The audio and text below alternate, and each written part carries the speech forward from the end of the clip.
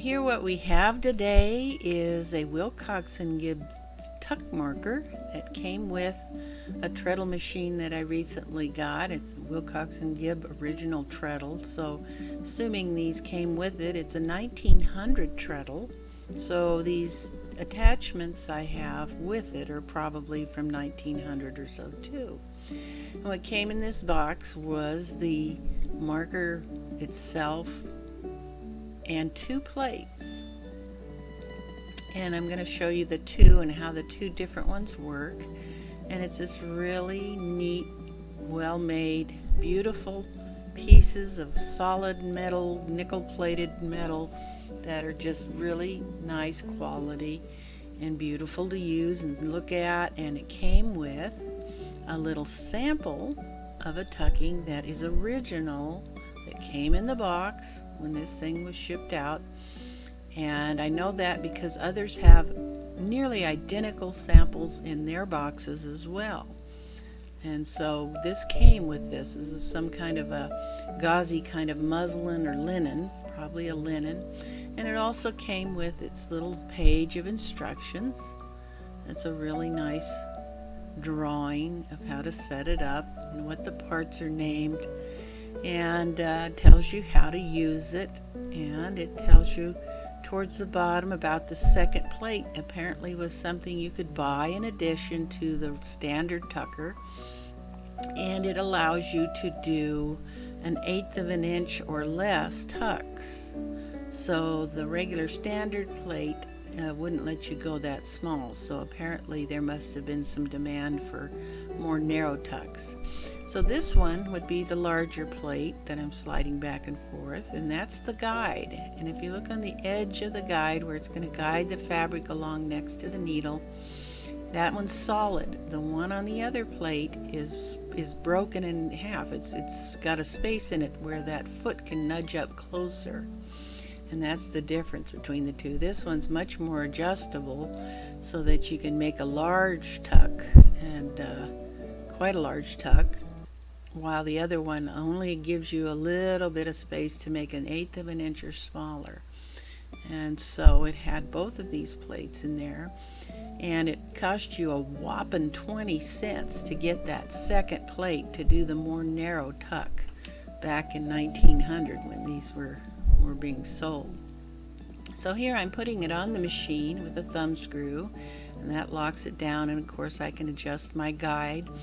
And this spring, this long wire with a hook on the end with another little small sliding hook on it, that goes around the needle, and it's what brings that other hook up and down. And as it goes up and down, it presses on that little creaser or marker where the fabric is between there and the base plate, and it creates a little line.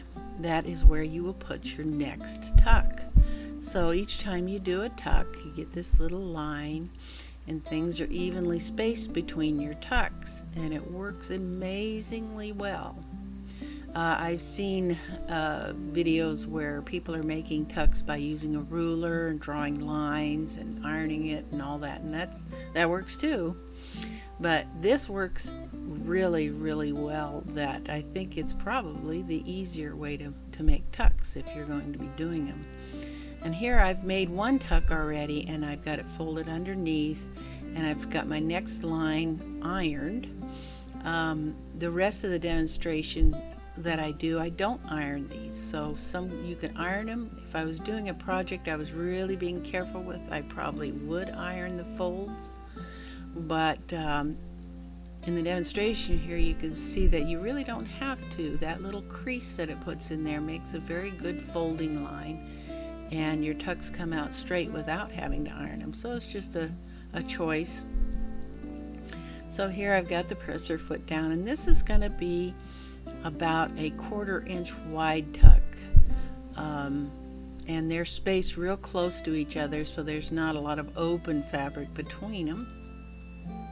The larger the tuck, the larger the gap you need to make for them to fold. And of course with a Willcox Gibbs you have to take your thread off the right way for it to lock the end of the tail, and it needs to be pulled through and under. I've got other videos showing you how to do that, so you'll see me doing that. And here's 2 tucks. The other thing about a tuck is you want to make your stitch length very small, and it tends to disappear a little better in the fabric when it's real small. And there's your line for your next tuck.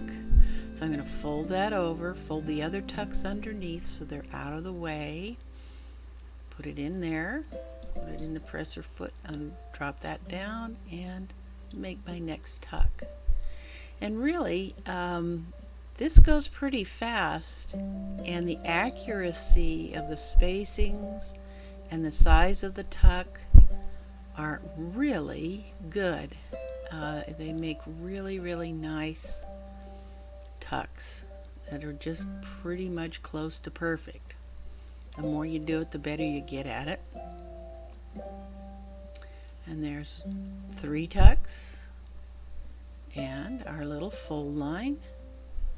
And all I'm doing is I'm just folding it over here and laying it down, and I'm not even really pressing it. I use a little finger pressing, but not much. I'm not taking it to the iron, and I'm starting the next one. So they can be done pretty fast. Now, if you're a vintage sewing machine or antique machine owner, you know how these machines are as far as a joy to sew on and the quality of the stitch, the solidness of the machine. It's just, I can't even begin to sew on a modern plastic machine today. There's not a smidge of plastic in this machine, and the engineering, the quality is just top notch. And this one's, well, let's see, it's 2014 now, so this is 114 years old, and it works perfectly. And it's beautiful, and it's quiet.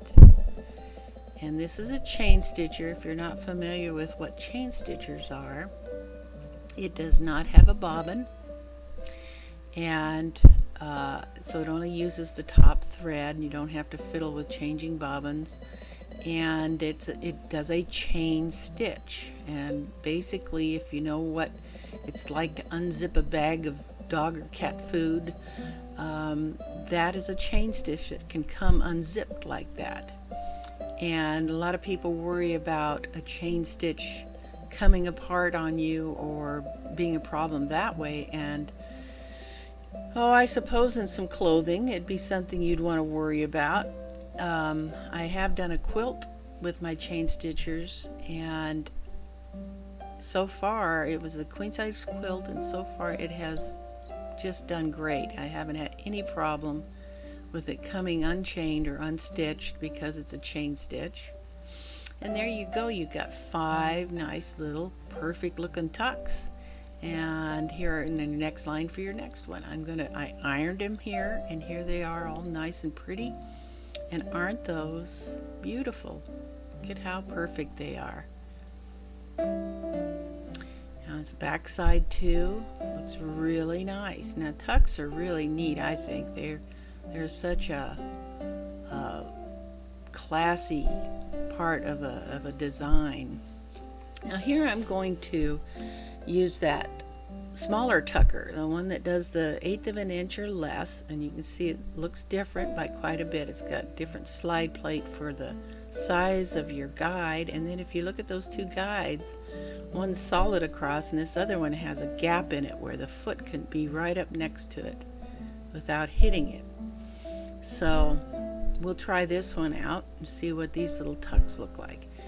And I don't know if they just couldn't, why they didn't design the bigger one to also do real narrow tucks, but they didn't, and they must have had enough demand for these really narrow tucks that they came up with this additional plate that they would sell as an option type thing. And for 20 cents, boy, that's a lot. So here I'm setting it up, and I'm going to start out with them spaced fairly far from each other.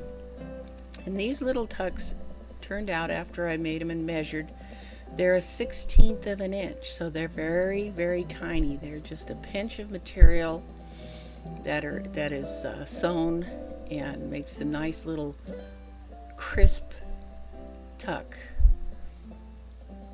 And I was thinking about how I can use this tucker in some of my sewing, and primarily I do quilting. And yeah, I thought, it would be really neat to put some of these tucks into some of my quilt fabric and put those in a quilt in different areas, just to add some dimension and interest to the top of the quilt. So I think I'm probably going to do that, and that's some way I can use these tuckers. So this is our first little tuck, our little perfect 1/16 of an inch tuck. And I really found this to be very easy to use once you kind of know what you need to do. There's that. And I've got my line. I'm just going to fold it over with my fingers. Kind of finger press it a little bit. Get it under there. And so my next one. So really, for time saving, if you do tucks a lot, it seems like this would be quite a time saver for instead of drawing lines and measuring between tucks and folding them over and ironing them and trying all of that. I think this is a really neat attachment that really is a time saver, because you get used to using them. You can crank right through a lot of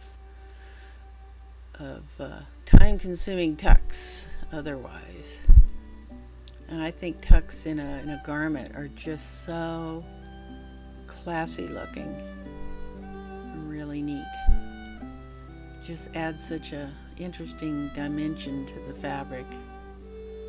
And there we've got two little 1/16 of an inch tucks, spaced quite a bit apart. When they're that small, and I'm going to scoot them in. I'm shifting over my marker so that they're closer together, and I'm going to sew 3 more little tucks with them a little closer together, just to compare.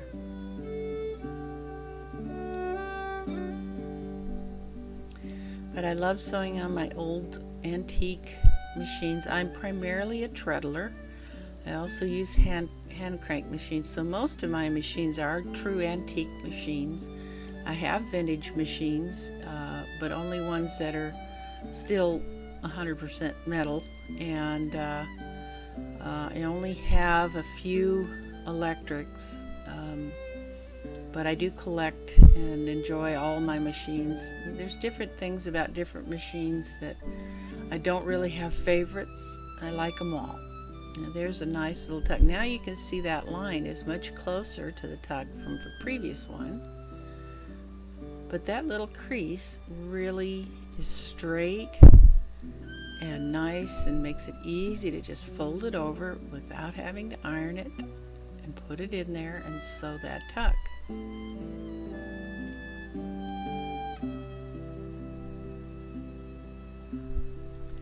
But when you get used to using these older machines and you have to go mess or be around a plastic machine, it's kind of tough. I've had plastic feet that I've bought for some of my machines just because I didn't have what I wanted, something like a walking foot or a 1/4 inch or even the free motion type stuff, and I can't stand the plastic. Personal preference, but I just love sewing on these. It's fun to sit and imagine the first owner of this machine, how exciting and how wonderful this thing must have been. And I mean, this was just a marvel. When you had to hand sew things before, to get something like this had to have just been like a computer was to us when we first started getting computers. It's just time saving and miraculous in how it works, and mysterious and so useful. And that's another reason I like collecting antique sewing machines, is They're antiques, and they're neat for that reason, but they're useful antiques. These things you can use, and they're going to outlive me by a long ways. They'll last forever. They just made quality that was so wonderful back then, and you just can't get that kind of quality anymore. And I can buy a whole bunch of these machines for even less than it would cost me to buy something made today. So here we have them. There's my nice, perfect, crisp little tucks, little 1/16 of an inch tucks. And aren't they fabulous? I just love them. They're beautiful and perfect. And of course, you adjust your distance between with that slide. And there's some that are closer, and aren't they neat? I just love them. And then here's the other ones on the other side. These are my 1/4 inches I did earlier, and both sets are just wonderful. And aren't they pretty? I highly recommend you try out your tucker.